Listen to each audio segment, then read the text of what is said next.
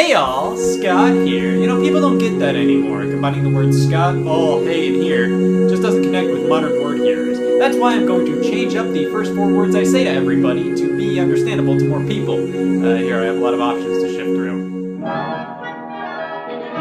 Hi gang, it's Scott. Welcome to Scottsburg. Everybody? No, just Scott. Guys, look, a me! I played Fling Smash. People of you. Hey, anybody up for tennis? I bought a hat. I'm talking about Reboots. I like that one.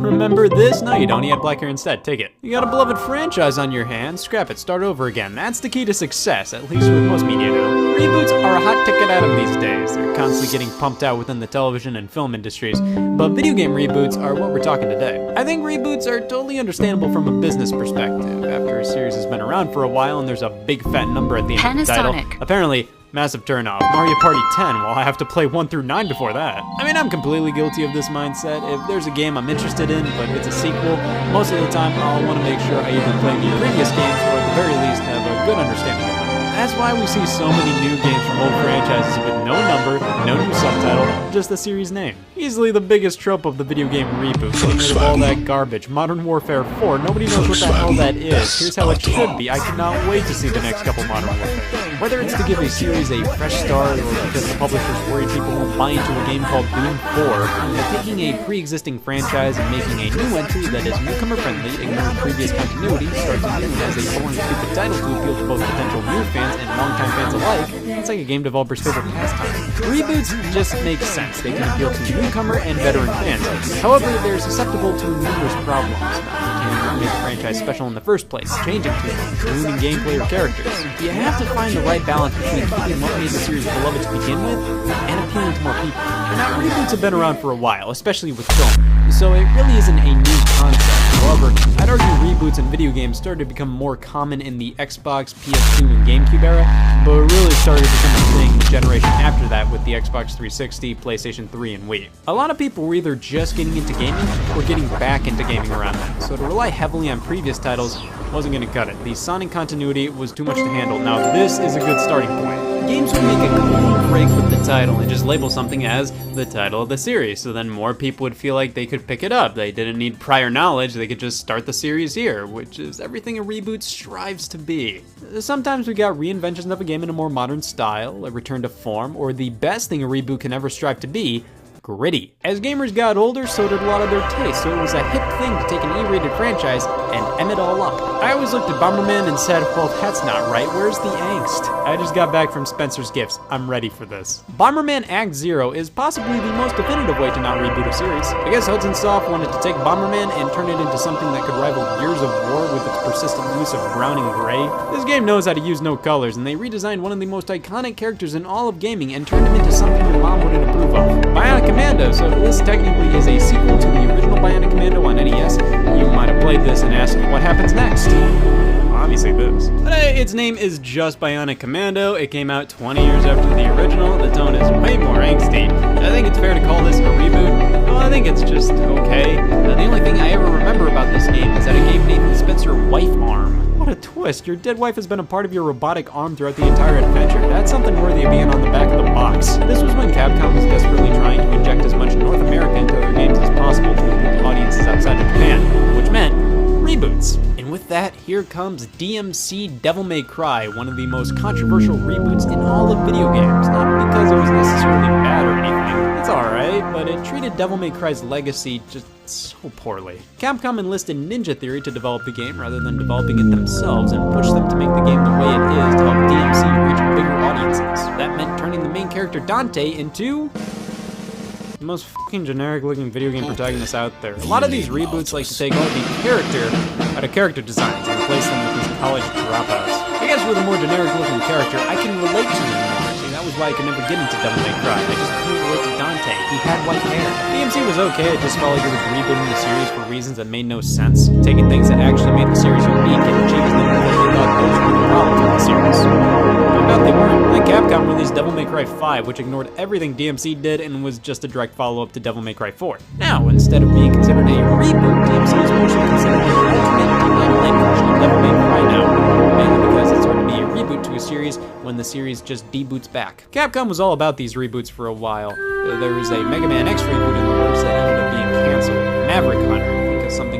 of Metroid Prime, how that took a 2D game and went first person with it. Maverick Hunter was pretty much going to be a first-person Mega Man X game, but much darker and grim. So imagine if the Bomberman X-Zero guys made a Mega Man X game. Honestly, I think this could have been okay, but I kinda doubt it. It was probably gonna be bad. I'm also thinking of this in terms of how well Metroid Prime turned out. Now, that's a reboot done right. After a long hiatus, they took the Metroid series and threw it in a new dimension and perspective, while retaining what made Metroid Metroid. The development team of Maverick Hunter was made up of some people who worked on Prime, so I think this project was a bit more technical than some may say, but it was probably a good thing it was cancelled. This was trying to take X and turning him into something like fucking Master Chief. I get why they redesigned characters like this, to get rid of that cartoony, kinda cutesy vibe and truly make a Mega Man game that you'd be proud to say you played last night at school. But a lot of the people who are only interested in the dark, gritty, mature games aren't really open to trying new things, and thus they aren't guaranteed to give a piss about a gritty Mega Man X reboot. And just saying that out loud, what guy who only plays dark and gritty mature games would actively care about a Mega Man X reboot? On top of that, something like this is less likely to appeal to actual Mega Man X fans because it's so radically different from the original games. I think it's fair to say, while I think this game may have had some potential, it would have flopped hard commercially, I guarantee. How about a gritty reboot of a World War II shooter? If you want grit, you can always take a look at EA's Medal of Honor reboot in 2010. The original Medal of Honor games were pioneers of the modern first-person war shooters. Then EA asked, Scholar, simply clever. Medal of Honor 2010 has absolutely none of its own spunk. It really gives you no reason to play it in comparison to something like Call of Duty. It did get a sequel, Medal of Honor Warfighter. That subtitle can be used with almost any FPS. Of course, there are reboots that have no business existing. Needed a completely new origin story? Pyro the Dragon, if you wouldn't understand any of it. However, reboots can be good, I swear. God of War PS4 is one of the most radical reboots out there. It took a hack-and-slash franchise with a fixed camera and game that defied all the odds and was not used as a weird reboot the more I think about it. So Kratos is still the main character, but God of War PS4 switches from the Greek mythology of the original series to Norse mythology. But apparently, this is still the same Kratos, he just decided to change mythologies on us. The reboot, however, is much more of a cinematic story-focused adventure game compared to the original titles.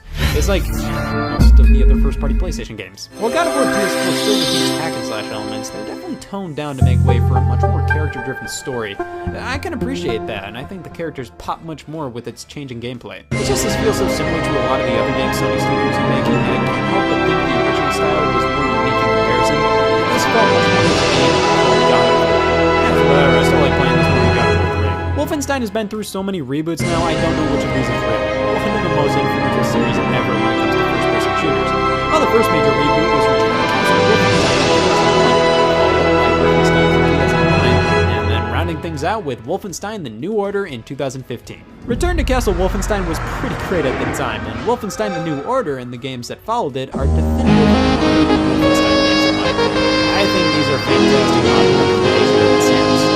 And something happened in 2009. Remember my opinion of Medal of Honor 2010? That kind of stays true with Wolfenstein 2009. This is such a nothing game. There's nothing that fun or remarkable about it. The Nazis did do some crazy stuff with gravity though. Carried some unusual munitions that canceled gravity when it detonated. Oh, Hitler. Guys, I finally started up Kid Icarus Uprising, and that means, yep, I finally lost use of my right hand. Kid Icarus was an NES title, which later got a sequel on the Game Boy, but that was it. And with Pit's inclusion in Super Smash Bros. Brawl, people started to question why this series never made it past the Game Boy. It seemed to have just as much potential as all the other series that started up around then. But then finally, Smash Bros. Director Masahiro Sakurai put his foot down and made a new Kid Icarus game himself that played nothing like a Kid Icarus game. It's fair to call Uprising a reboot because it basically treats itself as a brand new franchise rather than the third game in the series. Sure, there are characters and enemies and some plot lines from the first two games, but by and large, this was a completely new take on Kid Icarus, and it was one of the most authentic experiences of my life. It's a good game I hate. It's held back by its annoying control scheme, but other than that, it's a great time. And that reminds me of a type of reboot that has a special place in my heart. The full-blown retro revivals, bringing back a retro game series in all of its old school glory. This was a huge trend that started in the 360 days. With the aid of digital distribution with Xbox Live Arcade, PlayStation Network, and WiiWare, it became totally viable to produce new games and old school franchises. You could whip them together on the cheap, charge $10 for them, and throw them online. But these were reboots in the sense that they went back to what people loved about these games originally and got rid of the extra junk added to later games. I'm just really fond of these types of games because they bring me back to the glory of Xbox miss this so much. Back when companies could just squeak out a remake of the original Bionic Commando, no wife arm included, Mega Man 9 and 10, Double Dragon Neon, Hydro Thunder Hurricane, Rocket Knight for like 10 to 15 bucks. There were so many revivals of classic games and it just brings me back to a much simpler time. Stuff like this was just far more common to get thrown online for a couple of bucks. Now, I mean, something like Bomberman R, that released in 2008 would be like 15 bucks max on Xbox Live Arcade. And now, you see, that's the whole thing us people who are talking about reboots right now call bullshit.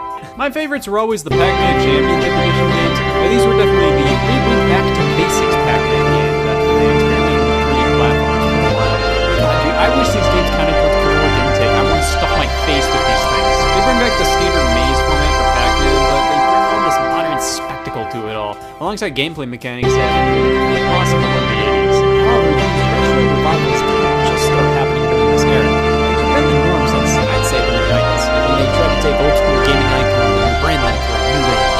Space Raiders, a reboot of Space Invaders. Yeah, this is one of the most forgotten games in the GameCube and PS2 libraries. Finally, this is the home box office television network. They didn't think a Space Invaders game could have partial nudity. Thankfully, since then, they found much more appropriate ways to leverage the Space Invaders brand, but Space Raiders will always live on in my heart until I forget about it for a few years, i.e., about 3 minutes. Ninja Gaiden is a solid example of a well-executed reboot of an old-school franchise. You go from tough-as-nails NES platformers to tough-as-nails hack and slashes. Yeah, it did get a genre change, but the spirit of Ninja Gaiden was still there.